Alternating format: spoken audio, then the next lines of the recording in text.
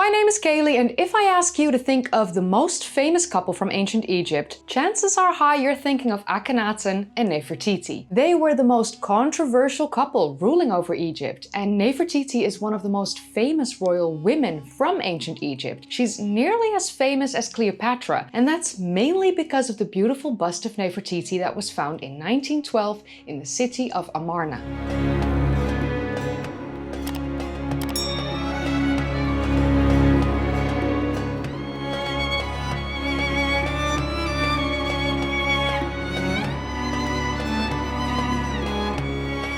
So for a long time it was thought that Nefertiti would have been Tutankhamun's mother, but a genetic study has shown another female to be the mother of Tutankhamun, and I will explain that later in this video. So I'm going to quickly explain the controversy surrounding this ancient couple, and I will take you on the hunt for their lost tombs, as both of their mummies and their tombs have never been found. At least nothing that has been confirmed at this point in time. So this begs the question, did their tombs and bodies get lost over time? Or were their mummies hidden or discarded on purpose? And were their tombs either destroyed or repurposed for other burials? To try and answer these questions, we need to take a deep dive into the lives of Akhenaten and Nefertiti to understand who they were, how their decisions affected others, and why their bodies may have possibly been hidden or destroyed on purpose. So first, let's take a quick look into why Akhenaten was such a controversial pharaoh, as this might hold a clue as to why his tomb and body have never been found.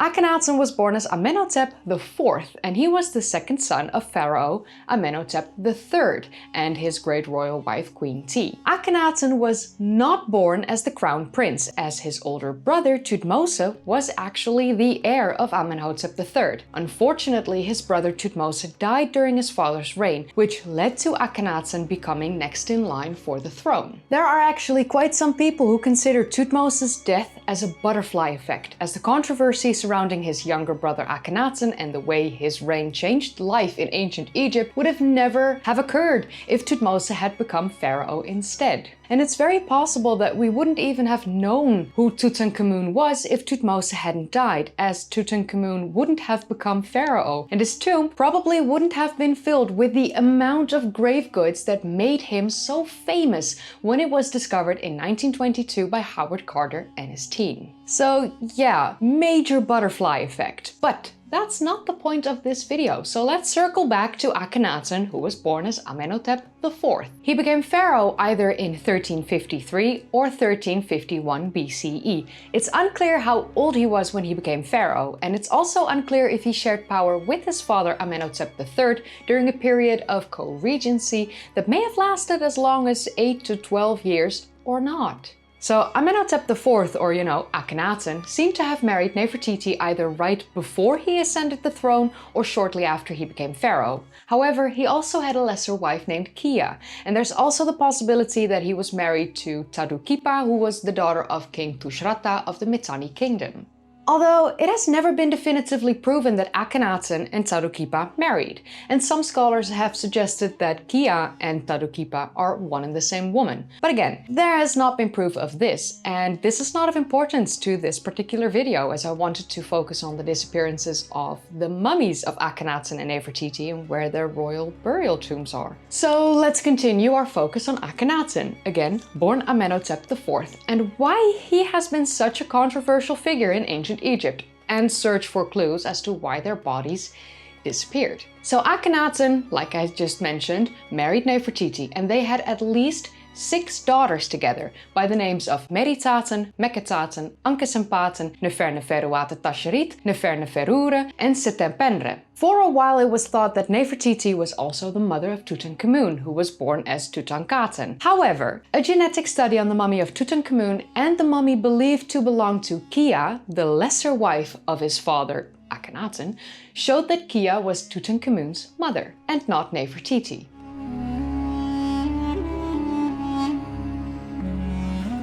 The origins of Nefertiti are unknown. It is unknown who her parents were, although it has been proposed that Ai, who later on became pharaoh, was her father.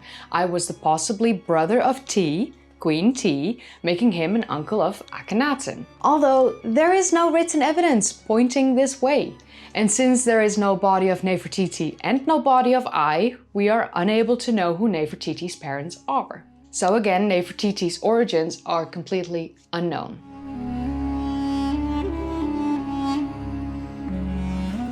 During the very early years in his reign, Akhenaten resided in Thebes. During this time he was still known by his birth name of Amenhotep IV. At the Karnak temple complex he had several temples erected, including the temple of Amenhotep IV with the mansion of Ben to the east, which was devoted to a solar cult. If you know anything about ancient Egypt and its gods, you know that the sun was Ra or Re in Upper Egypt and Amun in Lower Egypt. And after Upper and Lower Egypt came together and unified, thus becoming the Egyptian kingdom, the sun god became known as Amun-Ra or sometimes Amun-Re.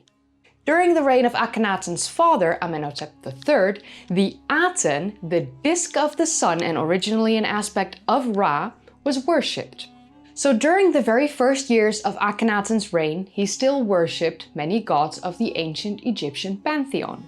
But in the third year of his reign, he held a Hetsep festival, which is a festival that's normally held around the 30th year in a pharaoh's reign. And it was a ritualistic festival in which the pharaoh demonstrated they're still more than capable of reigning.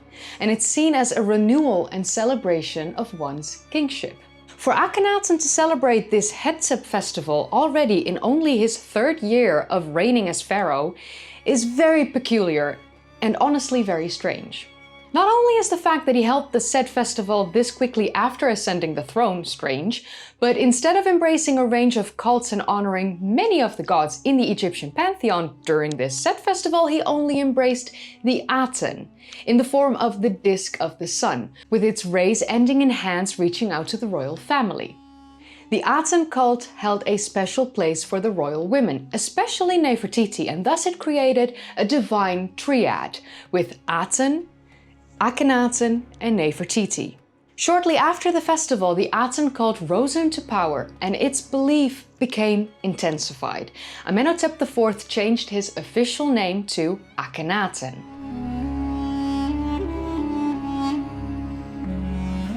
Akhenaten ordered workers to chisel out the names of other gods from walls of monuments, especially targeting Amun, Mut and Khonsu.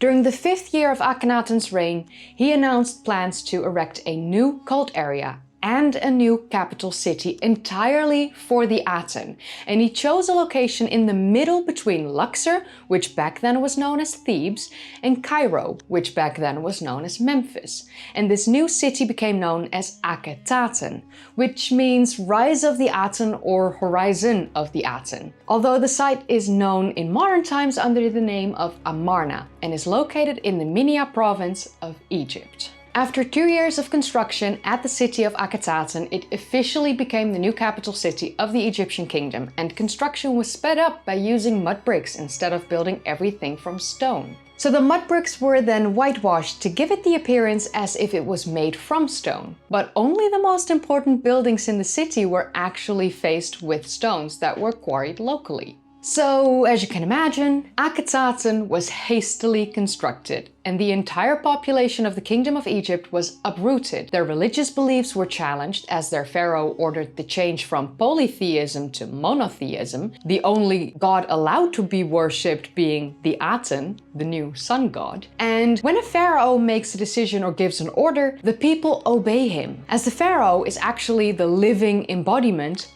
of a god. You don't question a god, especially not in ancient Egypt. All evidence discovered of this time period suggests that Queen Nefertiti joined Akhenaten in his religious shift, as Nefertiti is frequently shown making offerings to the Aten without Akhenaten by her side, suggesting that she actually must have possessed an unusual level of autonomy in the Egyptian royal court.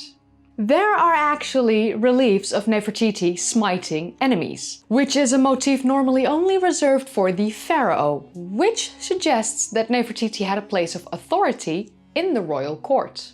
In fact, the famous stele of Akhenaten and Nefertiti that is now held in the Berlin Museum shows Akhenaten and Nefertiti as almost the same size. showing the natural dimorphism of the sexes instead of a hierarchical scale. So their features are all very similar and they both wear headgear of similar shapes. Nefertiti with her flat-topped crown and Akhenaten seems to be wearing his blue crown.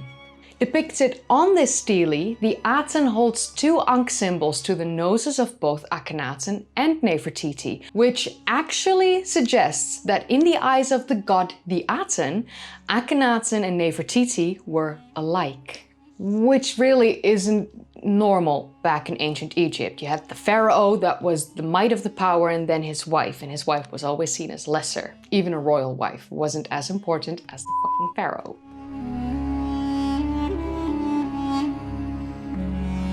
So when Akhenaten ascended the throne, Egypt was an economic and military powerhouse with strong international relations. The temples throughout the kingdom raked in quite some funds, which definitely helped boost the economy. But, as you can imagine, all of this changed when Akhenaten disbanded the priesthoods and diverted money away from Amun and other gods to establish grand temples of Aten, which were very different in style to previous places of worship. It also didn't help that Akhenaten was living in the relatively isolated city of Akhetaten, which meant that he was living a life in seclusion, separated from the courts where crucial decisions were made for the kingdom. And this resulted in international relations floundering, bureaucracy being bogged down, other powerhouses outside of Egypt were left unchecked and thus were able to conspire against Akhenaten and his kingdom. So even though Akhenaten was the living embodiment of a god, the Egyptian people started to blame Akhenaten and his rule for the natural disasters that were occurring. They blamed him for the plagues that were affecting the people. They blamed him for the economy being destroyed by the costs of a hastily built new capital city, while they already had two functioning capital cities. And they blamed Akhenaten for the continued bloodshed from the Hittites.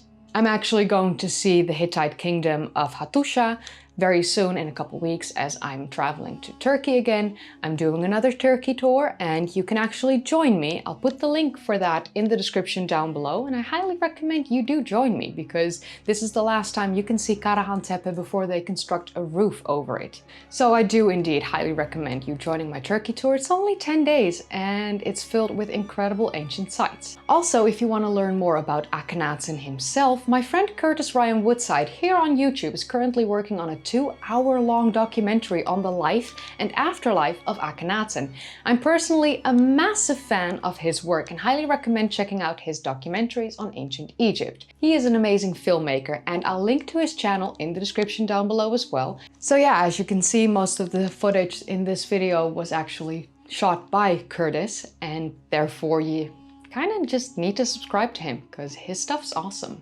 But back to the subject of this video. Some people believe that Nefertiti was promoted to co-regent before Akhenaten's death. But Nefertiti's name seems to have disappeared from historical records and a new name, Nefertiti, pops up as co-regent before Akhenaten's demise. It is speculated that Nefertiti is actually Nefertiti, but other people are of the belief that Nefertiti refers to a daughter of Akhenaten and Nefertiti.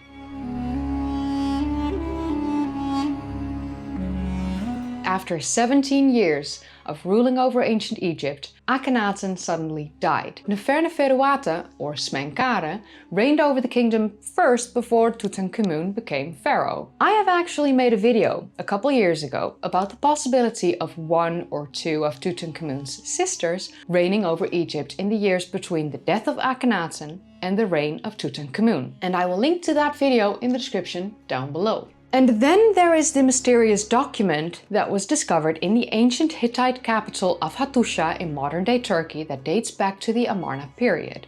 Again, Hattusha that I will be seeing with the mysterious green stone during my Turkey tour. Highly recommend joining. But okay, in this letter, the Egyptian queen of the time writes that she has just lost her husband and she asks the Hittite king to give her one of his sons, as he has many and she has none, to become her husband, and she does not wish to take one of her subjects. This proposal was considered extraordinary, as the new kingdom royal women never married foreign royalty. But it does seem like the Hittite king Suppiluliuma I eventually sent one of his sons to Egypt. Unfortunately, the prince died, possibly murdered while he was en route to the Egyptian kingdom. The identity of the queen in the letter has never been found out. The Hittites refer to her as Dakamunzu, which literally translates to the king's wife. So there are no clues as to what we can gather from this, unfortunately. But there are some Egyptologists that firmly believe that it was Nefertiti who wrote the letter to the Hittite king. Nefertiti being depicted as equally as powerful as her husband would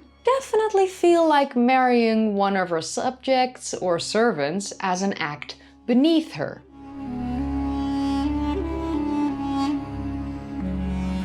Okay, so to give a quick recap, Akhenaten was born as Amenhotep IV, son of Pharaoh Amenhotep III. He was not born as the heir, and up until his older brother died, he was not the crown prince. Akhenaten may have reigned alongside his father for a number of years before his father Amenhotep III died. The origins of Nefertiti, who her parents were and where she came from, is unknown, and probably will always be unknown. And until we find her mummy, we will not know this. Akhenaten and Nefertiti married around the time Akhenaten became pharaoh.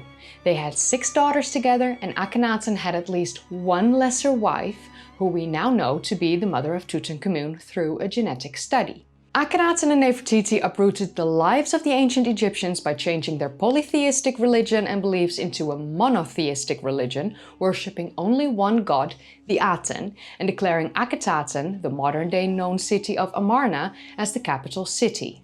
Akhenaten ruled over Egypt for a total of 17 years, and his quite sudden death resulted in Akhetaten being abandoned almost immediately afterwards. His radical rule caused quite some damage to the kingdom, and it took multiple generations of pharaohs to repair this damage. So Akhenaten was called a heretic and an enemy to ancient Egypt after his death and after his son Tutankhamun died, as there was no one left to keep up his legacy anymore. His monuments were destroyed, sometimes even obliterated. The temples he had constructed for the Aten were destroyed, and the stones were reused for the construction of temples to worship the traditional gods.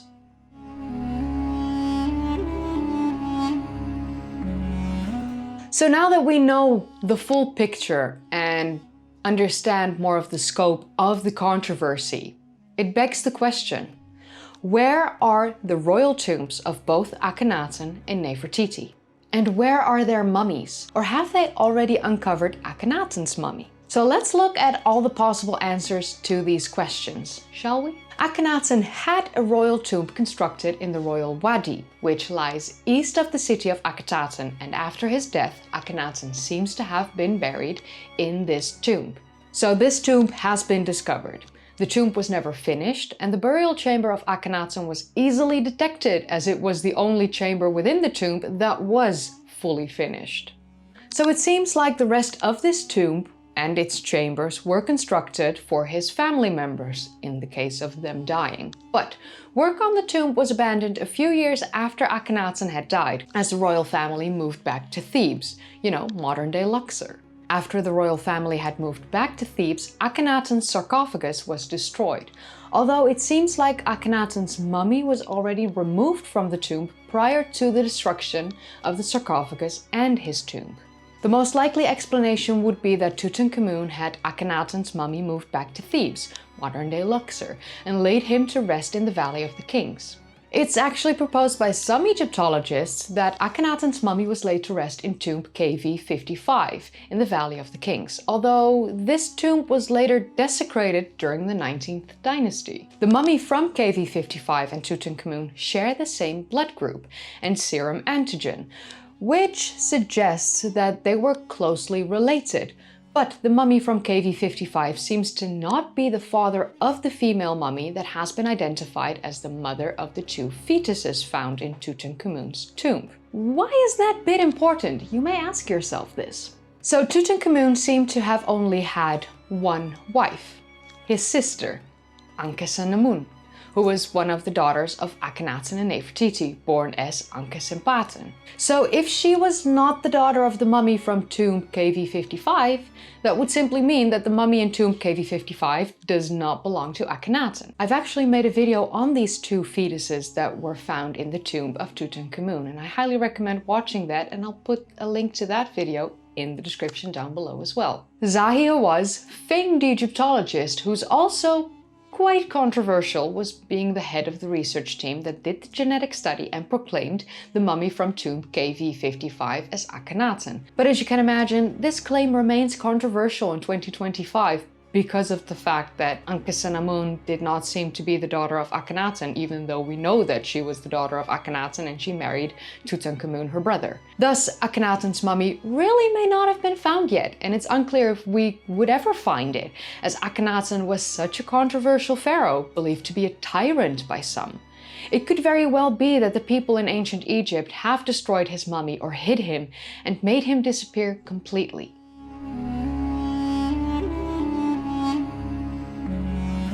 But what's even more strange is the disappearance of Nefertiti. We already have no idea where she originally comes from. There's no evidence giving us any conclusive answers to her origins. There are some Egyptologists that say that Nefertiti disappeared around the 12th year of Akhenaten's reign. But there was an inscription found in 2012 that dates to Akhenaten's 16th year of reigning as pharaoh, where she was clearly mentioned and referred to as Akhenaten's great royal wife, his beloved mistress of the two lands, Nefertiti. So this means that Nefertiti was alive at least during the year before Akhenaten died, and that her husband was still the sole ruler of the kingdom, and that both of them still held the same positions as they did at the start of his reign. However, there was a female pharaoh by the name of Nefertiti that reigned over Egypt from Amarna after Akhenaten died and before Tutankhamun became pharaoh. This female pharaoh, Nefertiti, used the title effective for her husband on one of her cartouches.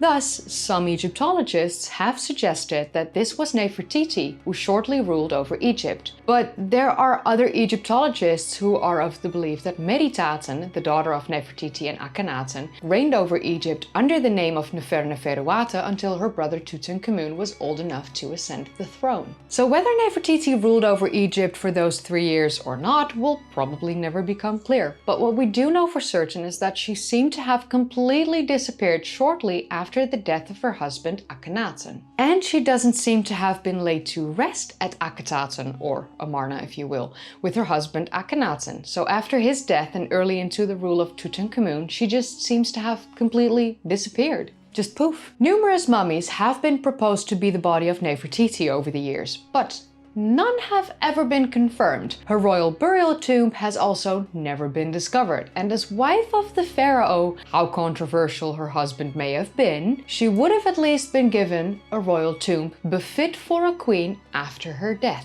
Some Egyptologists are of the belief that Nefertiti may have been exiled when Tutankhamun ascended the throne. Others believe that she died and that's why Tutankhamun became pharaoh at the very young age of 8 or 9. Egyptologist Nicholas Reeves claimed that Nefertiti's tomb and mummy were hidden behind a wall of Tutankhamun's tomb. Initial radar scans seemed to support this theory, as it detected what seemed to be metal and organic materials behind the walls. But subsequent studies have been inconclusive, and the Egyptian government has been very cautious about authorizing invasive explorations of one of the most famous tombs from the ancient Egyptian kingdom. Okay, so to recap, we don't know where Nefertiti came from, who her parents were, and we don't know what happened to her after her husband Akhenaten died. It's possible that she was supposed to be interred into the royal tomb at the city of Akhetaten of her husband, Akhenaten, after her death. But his royal tomb was never finished, as he seems to have died quite suddenly. Therefore, her chamber in the tomb was also never finished and thus not used to place her body. So we know that Akhenaten's body was first interred into the royal tomb and then later on was removed from his royal tomb at Akhetaten, modern-day Amarna, a few years after he died, when the family moved back to Thebes, modern-day Luxor. Akhenaten's mummy seems to have been placed in tomb KV55 in the Valley of the Kings, Although there is a possibility that the mummy found in this tomb is Smenkhare, who could be a brother or nephew of Akhenaten and thus would share some genetic markers with both Tutankhamun and Akhenaten.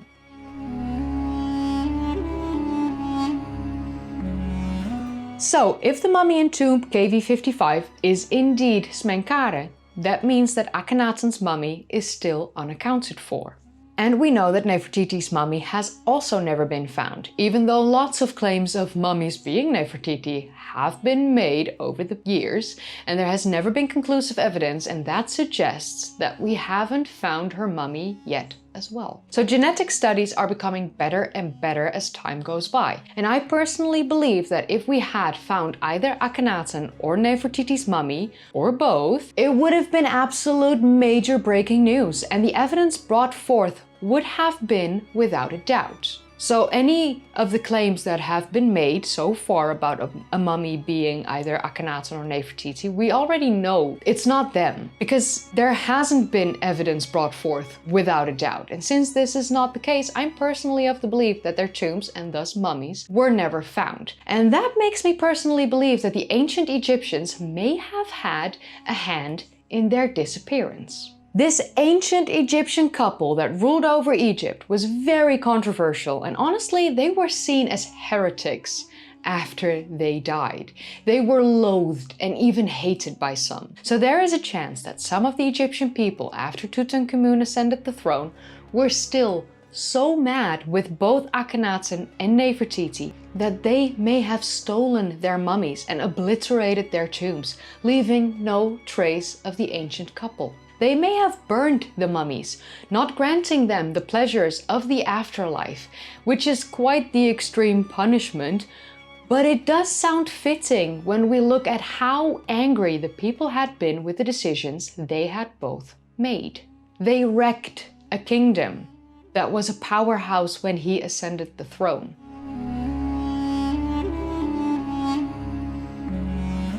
It's even possible that after Akhenaten died, Nefertiti reigned over Egypt under the name of Nefertiti, and it's possible that she was possibly assassinated, and that led to Tutankhamun becoming pharaoh and the royal family abandoning Akhetaten and moving back into the old capital of Thebes, which then led to reinstating their polytheistic beliefs, worshipping the pantheon of the ancient Egyptian gods again, and letting go of the worship of the Aten.